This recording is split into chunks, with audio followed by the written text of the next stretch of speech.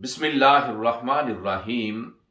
मुअज़्ज़ज़ सामीईन व नाज़रीन, अल्लाह ताला कुरान मजीद फुरकान हमीद सूरा बनी इसराइल आयत नंबर 23 में इरशाद फरमाता है, फला तकुल लहुमा उफ़्फ़िन वला तनहरहुमा, कि तुम अपने वालिदैन को उफ तक न कहो और उन्हें मत झिड़को।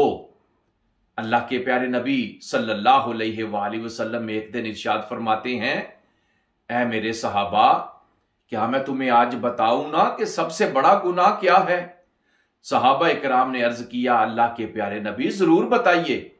आपने इरशाद फरमाया, सबसे बड़ा गुनाह यह है कि अल्लाह के साथ किसी को शरीक ठहराना और अपने वालिदैन की नाफरमानी करना। अल्लाह ताला हमें वालिदैन की नाफरमानी से महफूज रखे।